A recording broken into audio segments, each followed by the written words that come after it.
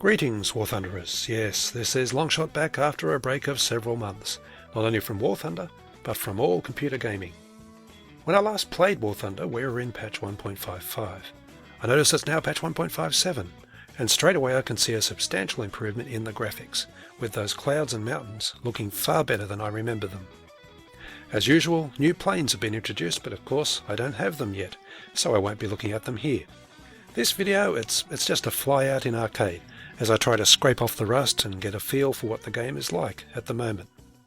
I decided to start off with what I've called my lineup of cheeky little bastards.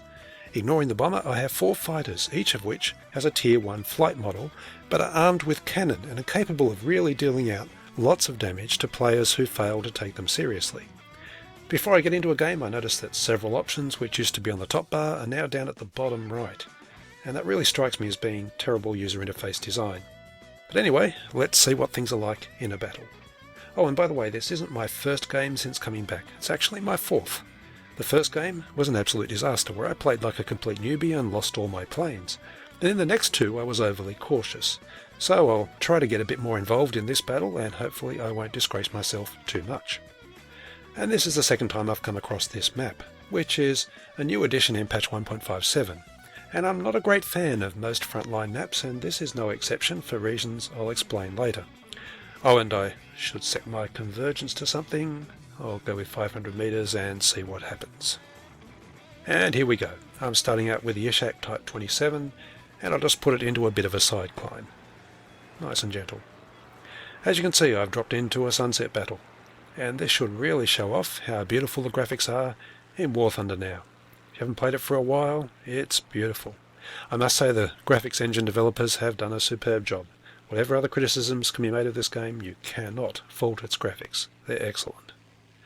So let's look at what's happening in the battle. The spawns seem very close to each other on this map. Even though I'm flying to the side, there's already a lot of planes within 7 kilometers of me. Unless you pull a 180-degree turn after spawning and fly away from the battle, you just don't get a lot of room to maneuver on Frontline foothills.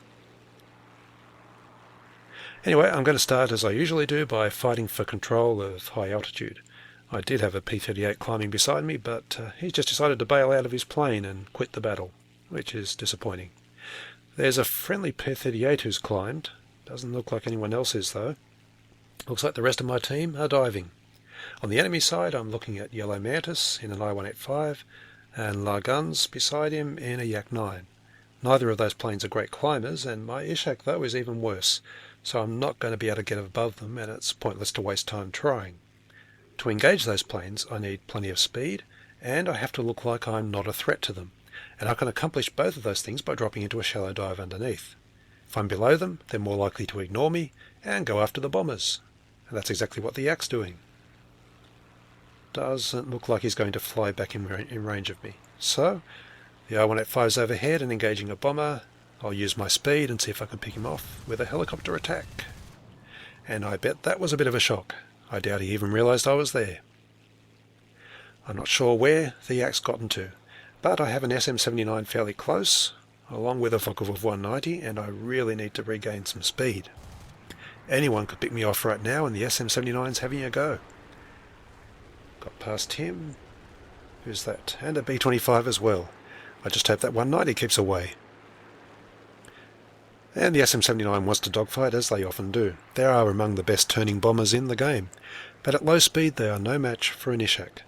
And when they pull horizontal elevator turns like that, they just bleed that speed away, and he's hung himself out to dry.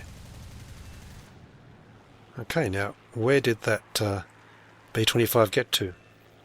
I said before my situational awareness isn't great. It's actually pretty appalling at the moment. I've got a lot of work to do. He's down there coming for another shot at me, so brief head on, I don't connect, and then get out of the way, and I'm going to try and get underneath him. By the way, the Ishak doesn't seem to be rolling as quickly as it used to, though that could just be my bad memory or imagination. He's dropping down. I've got to be careful not to expose myself too much to his gunner, so I'll get back underneath again. And I've got to wait for my, just out of cannon, so I've got to wait for my guns to reload. And I know I'm not looking around anywhere near as much as I should be. I'm My main flaws after I've come back, as I said, I played like a newbie in my first battle. It was just through getting target fixated, as I know I'm doing here, but I should be okay. I'm pretty much alone up here. At least I hope so. Anyway, I'm not landing many shots on this guy, and I'm wasting a lot of time. So I've got a critical on his tail. Let's hope that's enough, and I'll get away from him. And it's time to look around and work out what to do next. As usual, most planes are picking up grass stains down in the valley, or diving down there after spawning, all except one. Yellow Mantis, the I-185 pilot I shot down earlier, he's climbed out to the side in a LAR-5. Now he's showing a lot of caution in flying that way, so the chances are he'll only look to boom and zoom me at high speed once he's built an unassailable advantage up there. So for now I'm just going to simply ignore him, and I'm going to start to press lower looking for targets. And while I do so, let's talk about this map and why it isn't one of my favourite designs. Firstly, there's no airfields. Now I know repairing planes is far less important than it used to be, with the long-term trend in arcade being towards shorter and shorter battles, but there still should be airfields for people who want to use them. Secondly, the spawn height for fighters on this map is 2,500 metres. Not sure what it is for attackers or bombers. The spawns also seem very close. The mission objectives require strafing ground targets at low altitude, right where people can dive straight on top of you after spawning, without having to work to gain an altitude advantage first. And please excuse me for a moment while I rope-a-dope this LAR-5.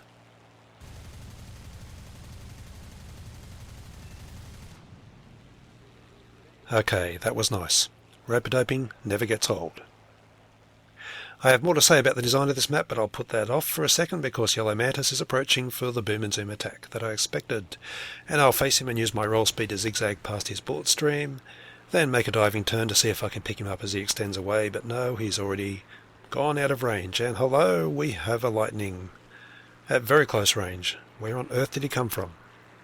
Looks like he might want a turn fight, which I'd gladly accept if it wasn't for a second P-38. Going to have to dodge him as well, and now that I've started to dive, I might just as well keep going, see if I can drag them all down with me. I'm not going to outrun them in a dive, but I can make myself elusive and hope to force an overshoot. Snap rolling Ishaks are very tough targets to hit as well, especially if I keep changing direction, and yes, there goes one of the lightnings. Can't hit him though. I'll keep rolling. I don't know who's on my tail, but I'll hope to lose myself in this furball, plus I might get a shot at a few planes on the way through. Can't hit the BF-109. Someone's still after me, so I'll pull up and try and get him off my tail. I really need to look around, I know that, and see where everyone is, but with that hill in front of me and all the excitement, it'd probably be fatal to try. And unfortunately there's one of the lightnings. I can see him, but my engine has died. Such is life. I'd obviously have preferred to survive a bit longer, but you can't get very far in this game once the propeller stops turning. Okay, as I was saying before all of that chaos started, this map has close spawns at an unusually high altitude, with objectives located in the middle of the battlefield that need to be strafed at ground level. And that creates a situation where if you go for the objectives, you'll be attacked by fighters that can just nose over into a dive immediately after spawning. So the chances are you'll burn through your lineup of planes because you're just such an easy target. But if you climb above spawn height as Yellow Mantis has done, and it seems I was unsuccessful in trying to drag him down lower, you'll be isolated from the action and you'll have very little influence on the battle. Which means a lot of people who take fighters up to altitude once they run out of bombers to shoot down will probably start boom and zooming through the fighter spawn. It's almost as if the map is designed to encourage that behaviour. I can only imagine how bad it gets on the foothills map at higher tiers, where the planes are so much faster. Honestly, it'd be much better, this map, if the spawns were a few kilometres further back and 1,000 metres lower than they are at present. And it looks like Yellow Mantis came off second best in his argument with an SP2C. I could probably try climbing and taking altitude supremacy now, but climbing's not a strength of the I-301, and it'd be nice to get revenge on this lightning. But my shells are not landing. So I'm going to into a high yo-yo there, which I know is a risk. I got away with it so far, and I've got enough speed to keep going on my run at low altitude looking for a target here. I'll pass on that 110. I don't want to stick my nose up too high, and this Yak 9's going to turn right in front of me. See what happens when you stick your nose up in a turn? In a furball situation, it's usually deadly. So I'll just extend away and reload, then prepare for another pass through the furball at low altitude. Okay, that yak will be dead in a moment, I'm sure. Yeah, there he goes. There's several targets down there on my left, and for the moment there's a pause in the stream of incoming planes. Should be safe to attack. Looks like the friendlies are having trouble with this Hellcat too. Try and pick him off in the turn. No luck, but I should have him now. Okay.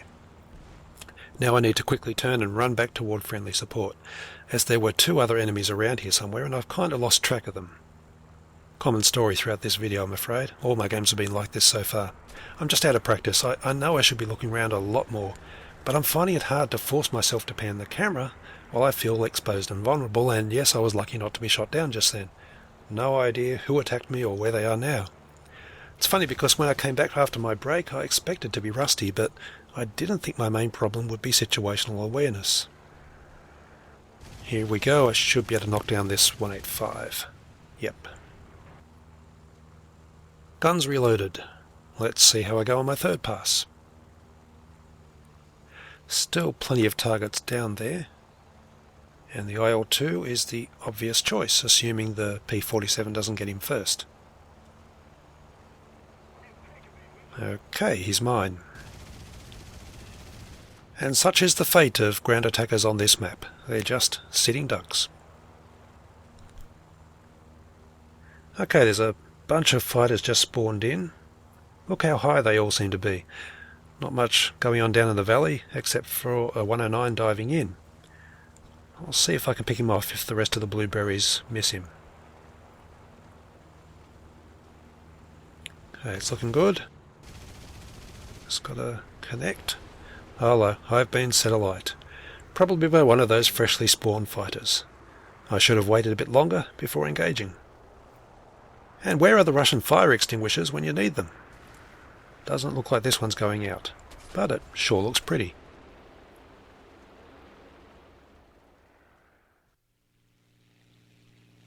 Okay, time for the cheekiest little bastard of my lineup, the Cannon Chiker. I could take it down to the deck and join the furball, but there's no longer any enemies at altitude, so why not climb just for a bit? And unlike the Ishak and I-301, this plane is a pretty decent climber. No matter how I use this plane, I always get a lot of fun out of it. I mean, nothing beats the ability to outturn every other fighter you're likely to meet, and then shoot them down with the twin Shavaks. And of course, you do need other pilots to cooperate and try and dogfight you, but there's never any shortage in arcade of people who think they can outturn one of the best biplanes in the game. It looks like Laguns is trying to climb as well in a Yak 9. I've already shot him down at least once, so he'll see a skull beside my name, and he'll probably become looking for revenge. In fact, I'm counting on it. The problem for him, though, is that my Chiker is a slightly better climber, so he's not going to be able to get an energy advantage on me. And if he's going to take me on, he absolutely needs a sizable energy advantage. So let's see what happens here. The sensible thing for him to do right now would be to give up and dive away. I couldn't follow him. He could use his speed to intercept easy targets in the furball. But no, he's committed, he's turned, he wants to engage in a head-on. Just dodge out of that. It's child's play to avoid him, and now he's too slow to get away. A rolling dive could still save him, but I'm going to try and land a shot. Yeah, there we go. It's too late. The lesson here, folks, is don't engage a plane with superior turning ability unless you have a sizable speed advantage, preferably an altitude advantage too. To attack me as he did at low speed from beneath was just suicide. It was never going to work. And once again, I'm in a shallow dive. There is no point me being this high. I'm going to try and camp in front of their spawn, actually, and see if I can bait people into dogfighting me, as I did in my last A6M video. And no, I won't be spawn camping. I'm just presenting myself as an easy and obvious target to people as they spawn in. I don't intend to try and kill them before they have the chance to see me. So there's the attacker spawn. Must be at 3,000 meters altitude. So let's see if Batsy wants to turn with me. Come on, Batsy. Turn your plane. Yes. Don't dive, please. Turn back. If I was him, I would have probably gotten a bit further away before turning like that. A better shot would have dropped him, but with my aim and lousy hit detection... Oh, I have sent him a light. Let's see if that's a death sentence for the P-38 that it used to be. Or whether they fixed that problem. Don't know. And yes, I'm obviously right in front of the fighter spawn now as the yak jumping in and straight into battle with me. But unfortunately I need to reload, which is a pity because I have this guy on toast. But there's nothing I can do. Have to let him go. I'll just keep turning and waiting for whoever spawns in next, as it looks like, yeah, the yak's diving away. So who have we got? A hen call. The music's playing, my friend. Come and dance. Okay, here we go. This really is good practice when you're out of touch as I am. I'll probably be doing it quite a lot. Of course, it's also a lot of fun. A Hayabusa and a hen call. This will be a challenge. It's like a proper Tier 1 battle now, except we're not at ground level. If I keep turning with the Hayabusa, I should eventually get my sights on the hen call. Because it can't hang with either of us in a turning battle. There he is. So I need to finish this guy off immediately. Come on. Yes. And now find the Hayabusa again. Because I've lost him. Where did he go? Got to be here somewhere. Come on. Hang on. Engine noise. Switch direction, and there he is. Looks like he was hanging directly above me and then tried a diving attack. And yep, he's trying to climb back up. But I was too close for that maneuver on his part, but then again I'm a terrible shot. But I'm going to get another attempt here. Should have him. Yep. He should not have tried to turn right so close to me, because, yeah, it was just asking for trouble. And somehow I've gotten to 10 kills, though I have unfortunately lost 2 planes in the process. And Darchon's back, looking for revenge in a 190. Yep, here he comes. See if I can draw him up into a... never mind. Would have been a rope-a-dope, but the game's over. Seems we've had enough fun for one game and it's time to send us all back to the hangar. Though I guess I shouldn't complain, that did seem like an unusually long battle for arcade. Around 17 minutes in fact, which is not bad at all. And wait, I have a mystery box trophy. What could it be? A talisman? On a Lag 335. Oh well. Better than nothing, I guess. Used to be an overpowered plane at one point in the distant past. Oh, by the way, I'm sure that some of you may be wondering why I didn't play the mission objectives in that battle. Not once did I shoot at a ground target, and did I never even considered strafing ground targets. So why not? Well, quite simply because this is a game. I play games for enjoyment, no other reason. To me, killing defenseless AI targets, it's boring. Plus it's a good way to make yourself an easy kill for enemy fighters. I get the greatest satisfaction from shooting down planes, fighters especially, while keeping my own plane alive as long as possible. That's why I play War Thunder the way I do. And I haven't taken the Cannon Hurricane into battle yet. Maybe I'll do that the next game. But that's it for this video, my first one after my break. I hope you've enjoyed it and that it's been helpful in some way. Next I want to make a short beginner's guide video answering the most common question that I keep being asked, especially by new players, and that's how to control the plane and look around at the same time. I'm also frequently asked how to perform climbing spirals, and I've looked at that here and there in various vids. I might make a special vid for that too. So until then, good hunting everyone. I'll see you in the skies.